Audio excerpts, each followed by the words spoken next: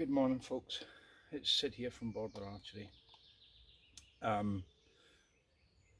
I've got Juno here, so I might stand on. I'd like to try and discuss limb construction, terminology involved in limb construction, and some of the misnomers that we've got that make it very hard for you, the consumer, to work out what you're actually buying. Carbon fibre. It's a bit like saying meat on your plate, or vegetable. It's a very generic term, and it doesn't actually tell you much about what you've got. Pork, beef, chicken, fish, meat, carbon. What does it mean? Well, first off, carbon's just the material. It's a fibre, of which you can get numerous different types, 10, 12, 15 different types of carbon fibre. And they all have their own personal properties. Then the carbon's generally set in a resin, of which you can get different kinds of resins, you can get additives, you can get extra bits added to that, you get different cure temperatures. So what the heck is carbon? Bowyers don't tell you. They just literally don't tell you.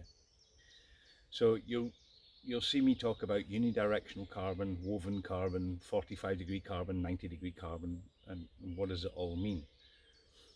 Well, carbon comes on a roll normally, and on that big long roll, it's generally got resin in it called pre-preg. It's pre-impregnated with resin, of which you specify what kind of resin you want.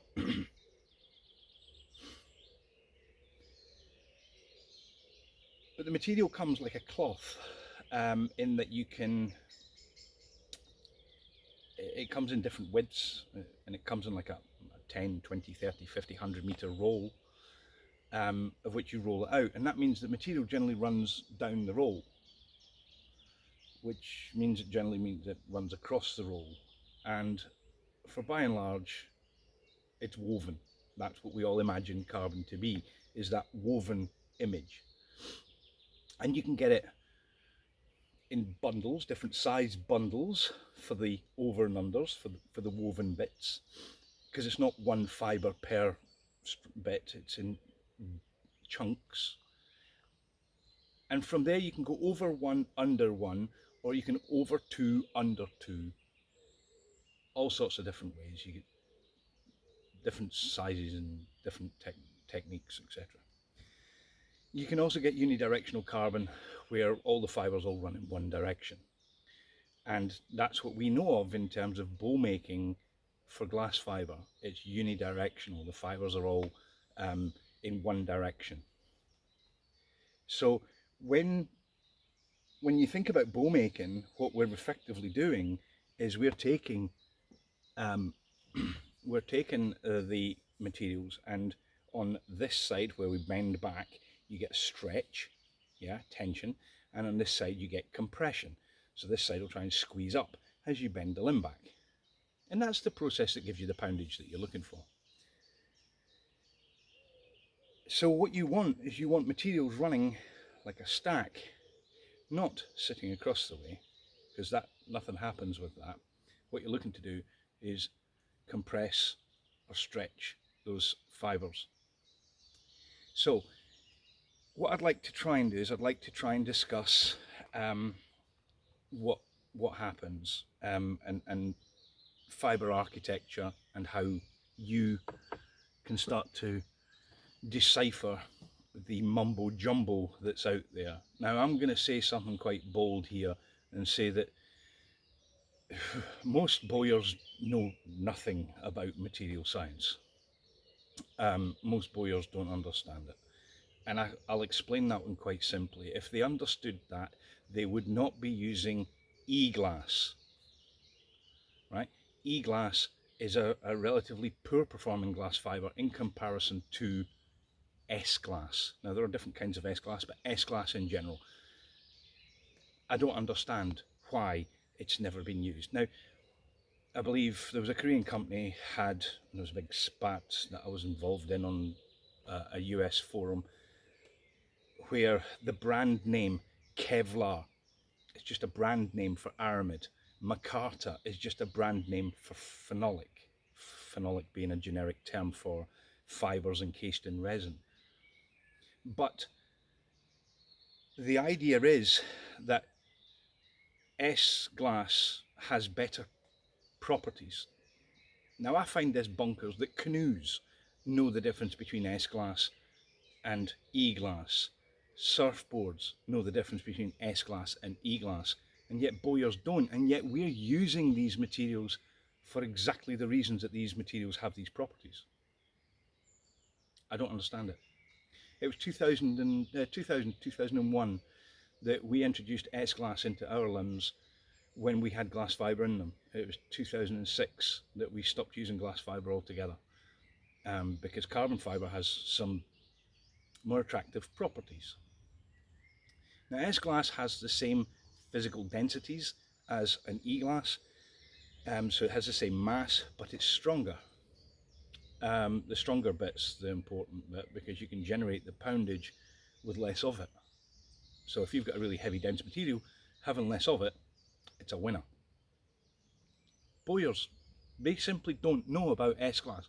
Nobody mentions the damn stuff, but yet it's exactly what bowyers are looking for. It has all the ease of use that you would get from glass fibre than you would carbon. Carbon's not an easy material to use, but they're not using it. And the reason is because they buy it from the same suppliers. Everybody all huddles round two suppliers. And I find this absolutely barmy. But anyway, glass is a clear material, right? The actual fibres themselves are clear, which is why you get to do that with it. Okay, you get to put a veneer underneath it and you can see through it. Carbon, on the other hand, is actually a black fibre in a clear resin. So that's why it can change as you move it around in light, because you're actually looking at the carbon fibres frozen in their structure inside this clear resin. But what you can also get is, well, you probably know this already, but you can get glass fibre, right, in a black resin. Now when you rub this stuff, it goes kind of white. That's because you're bringing out the clear fibres. You rub this stuff, it goes black. That's because you're rubbing into the black fibres.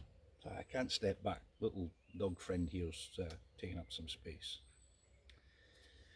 So that's some of the difference. Now, you can get woven glass, so be careful when you see a bowyer claiming they've got a woven material in there. Yeah, it could be black glass. So let's have a look at some basic properties. Now, because glass fibre is clear, you can do white with it. Now this is what they call sanded, both sides, white glass fibre. We use it as accents, as colours in our risers, but either way it's not that groovy. It's just clear glass. Okay, I believe it's in a polyester resin, not an epoxy resin, or different kinds of resins. But I'm going to show you something, right? It doesn't like to break. Turn it 90 degrees and it breaks down the fibres. Yeah? Alright? That's because it's unidirectional. Okay? All the fibres run up and down. Again, clear, red glass. Yeah? Now, what you'll notice is it doesn't break. What you'll notice is that with very little effort, you can tear it to bits. Okay? So,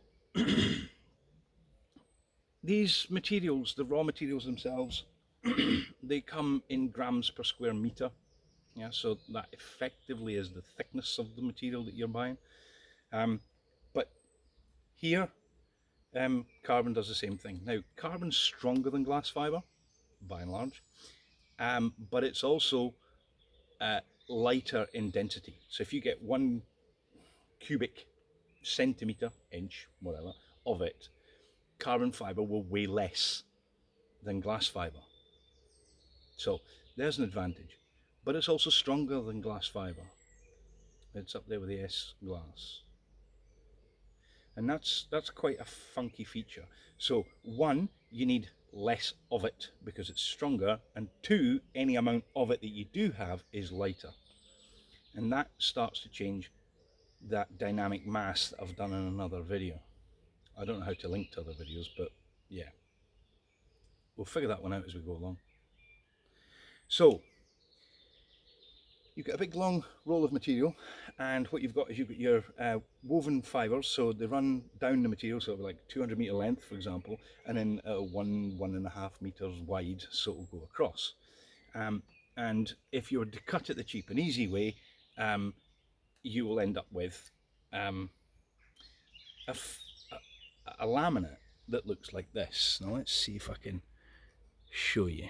Yeah, now here you can see the end of the fibres, the end of the fabric, right?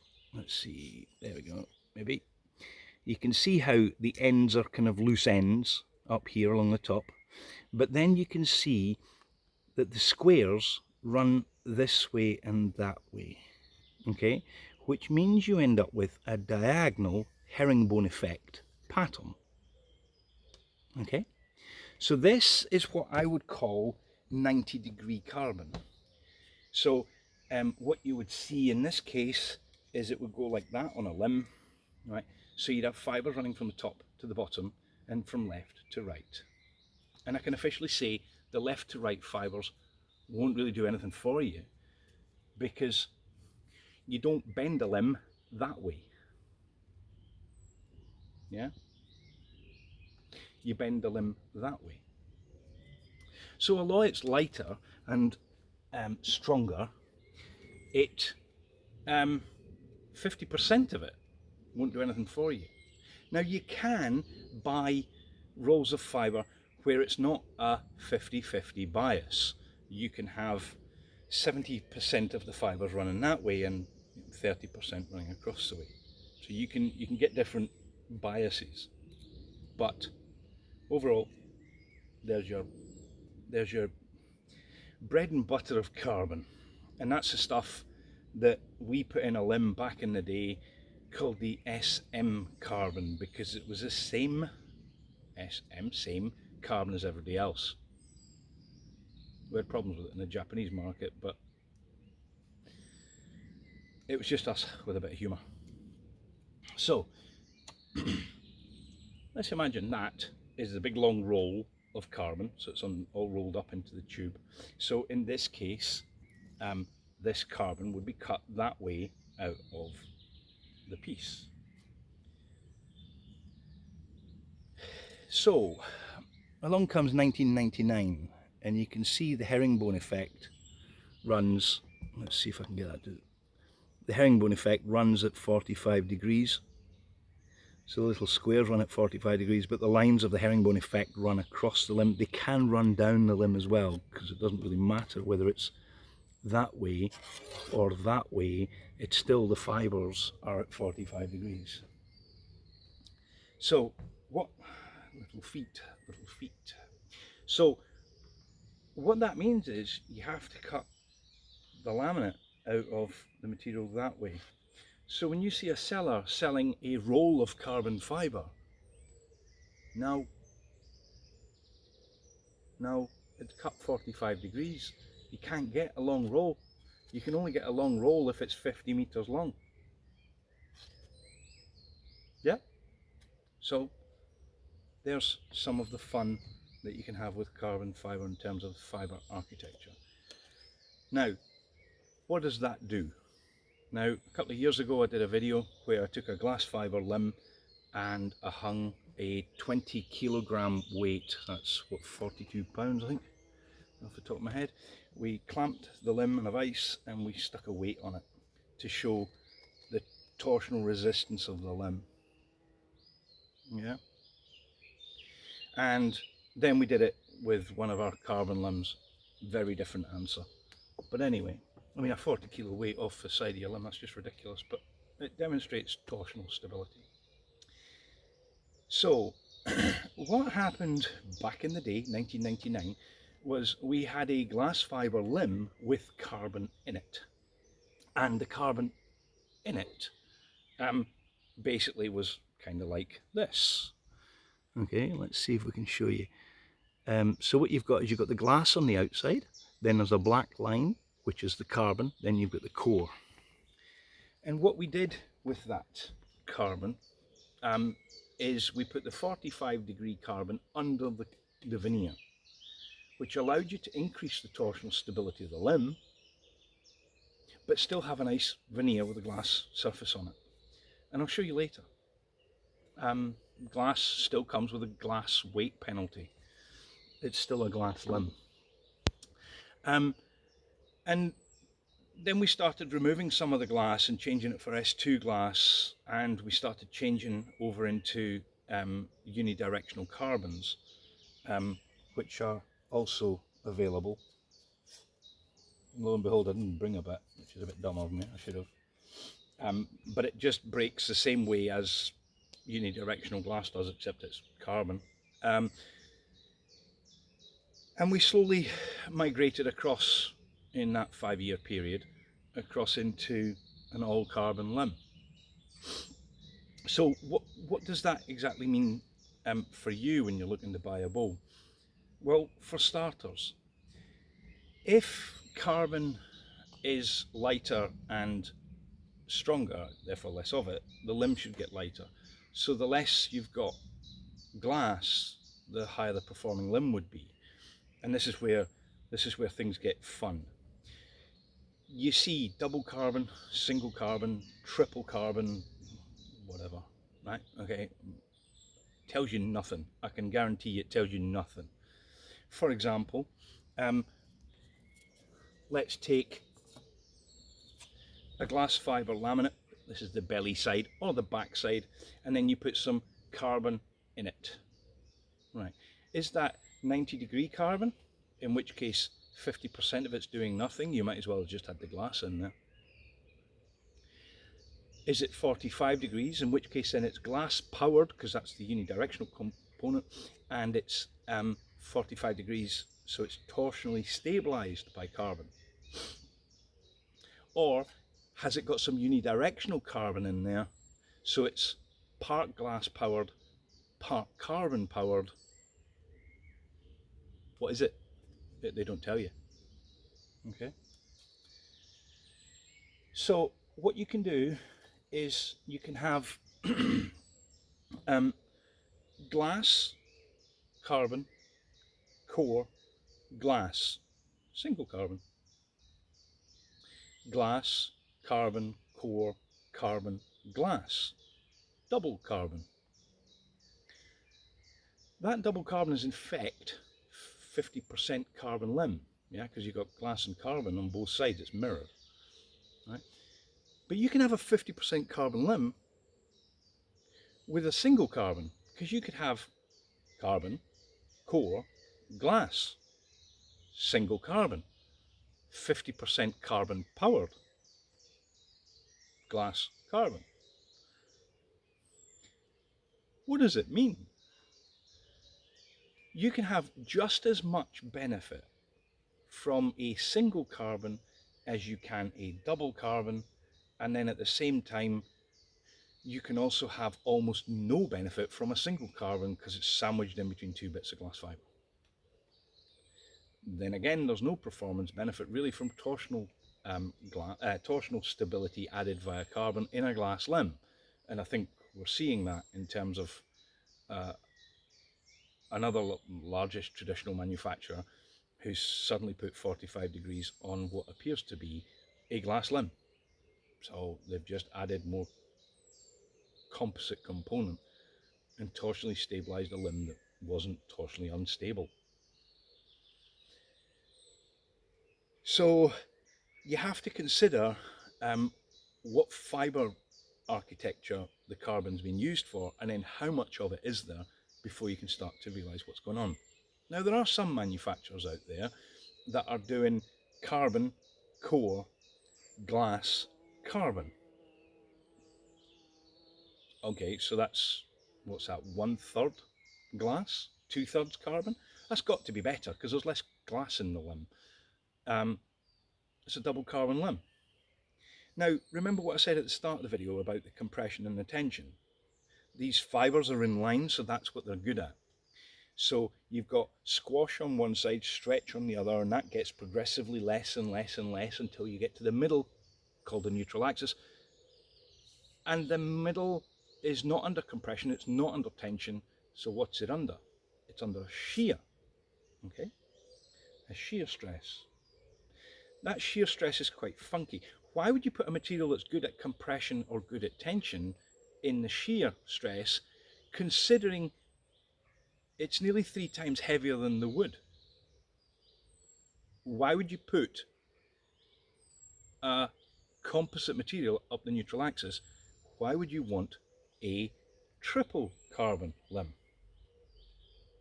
Or is that not what they're trying to tell you? Yeah? Now, just like your limbs, right? You need an equal and opposite for it to fight off of, otherwise it's effectively doing nothing. So you need to have your 45-degree carbon on each side of the limb. It's a bit like having a glass fibre limb, but it's only got glass on one side and nothing on the other. So this side will do all the compression and the glass will do nothing. So there's lots to think about. But at the end of the day, you still need to know what the carbon's doing. Yeah. There's been many a carbon limb sold. It's actually a glass limb with some carbon in it. Many a glass limb. And I dare say we were guilty of it at the time. There are limbs that are absolutely solid carbon. And again, as I say, as you get towards the neutral axis, it does less and less. Quite rapidly does less and less as you get towards the centre. So again, you're carrying a very heavy material for that very, very centre of the limb. In another video a couple of years ago, I said that when you look at an I-beam, H-beam, whatever way you want to orientate it, we call them an RSJ, steel reinforced joist, reinforced steel joist, sorry. The lintels that go above your windows or your doors or hold your garage up, the roof for the garage door, they are an H shape or an I shape, an I-beam, H-beam. There's never a middle spar in those beams. That's because the middle spar does nothing. Yeah, so why would it do anything in a limb as well? It seems like a crazy idea. So here, what you have is a limb that is torsionally stabilized by carbon and glass, and sorry, carbon powered. There is not a single fibre of glass in our limbs. There hasn't been since 2006. All right, now that puts us in there as a pioneer, right? So what does it do for you and me? Now, it seriously lightens the limb, right? So your muscles in your arm, they can feel the weight on the end. Imagine if I made that into a hammer, right? I wouldn't be able to flick a hammer backwards and forwards that quick, all right? So when you look at a glass fibre limb and you do that test, it's considerably heavier in the arm, right? But then you also have to look at the other benefits of the limb, such as the torsional rigidity of the limb. Yeah, so one might not have any torsional resistance to it, therefore it's got a fighting chance of being quite light, because remember, the torsional rigidity is also mass, whereas a glass fibre limb with carbon in it, it's got a lot more mass, whereas if you don't put the carbon in it, it's got less mass. So yeah, there's a game in there. Right. So what I'm going to do now is I'm going to try and explain what that mass does. So I'm going to pause the video, reset up and get recording again to try and show you how that dynamic mass starts to come into play, and I'll show you a couple of examples as to how the carbon fibre architecture starts to work out. Right, okay, so here we've got a grain scale. Let's switch it on. So what you want to do is you want to use the middle of the grain scale to get a weight, grain or grams, whatever. So here we've got a long 38-pound CV2, and it's coming out at 71.4 grams. Okay. Now, at the limb butt end, let me just see if I can get you guys a slightly wider view. I was trying to get the grain scale in. Come on, up you go. There we go. So, at the limb butt end, you can add quite a bit of mass. And it added 4 grams. If I put it in the middle of the limb, it just jumped to 91 grams. If I put it there, whoop, got a bit of a wobble on, it might not be able to do it. Yeah, there you go, 99 grams. Okay, so I'm right up on the recurve here. Whereas if I put it on here, it goes from 71 grams to 107 grams. Okay, so the mass becomes more and more important as you move up towards the moving end of the limb. Yeah, and this is where carbon starts to shine. So that's 71 grams, 71.4. Hang on, let's just reposition that. 71.5. All right. Now that is in all carbon limb. Now, as I said earlier, this is a glass limb with carbon in it. It's got a Bicotti veneer, Bicotti, however you want to pronounce it. The difficulty with this is the veneer itself is actually quite a heavy veneer. Remember, some of these exotics are very dense timbers. Why you'd want them in a moving component is beyond me. There you go, 103 grams on the nose. Now that's trying to help measure the dynamic mass of the limb tip. Yeah, so that's 71 grams to 103, simply because it's a glass limb with carbon in it. Yeah, so if they've both got equal energy, which one do you think is going to be faster?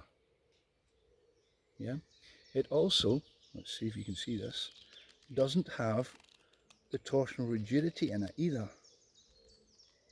All right, it simply lacks quite a lot of features, and it's a lot heavier, and that's the magic of carbon. So there are other limbs out there. This is a 36-pound long, and it's coming in at 77.5 grams. All right. Yeah, it's an old limb. It's got better torsional resistance than that other one.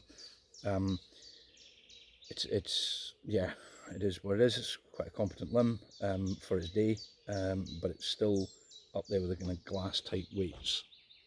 All right, so you need to consider there is only one pothole, one hole in this entire testing process, and that is the more hook you have, the more limb you'll have over the scale.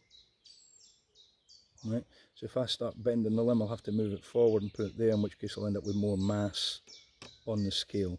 Even though it's exactly the same construction with the same amount of materials and same materials in it, it'll look like it weighs more. You've also got to consider the actual arc that it scribes. Smaller arcs, less movement. But anyway, there's all sorts of physics involved in that. But yes, all right. So that's the idea of carbon fibre, its architecture, why it's there. You need to look up the actual material specs. Let me quickly show you again the difference between 90-degree and 45-degree carbon. There you go, you can see if the lines run across or run up, it's 45. If it runs at 45, it's 90-degree, and you can see the difference in the little squares. The squares indicate the bundles going up and down the limb versus across diagonally. All right, so have a look at your limb, have a look at what specs in it, and you'll see from there. All right, so there you go. Thanks for watching, everybody. I'm stood at the top of Aaron's Tower at the field course. I've got targets down there. So yeah, if you've got any questions, any comments, just stick them below and I'll do my best to answer them. All right, thanks for watching.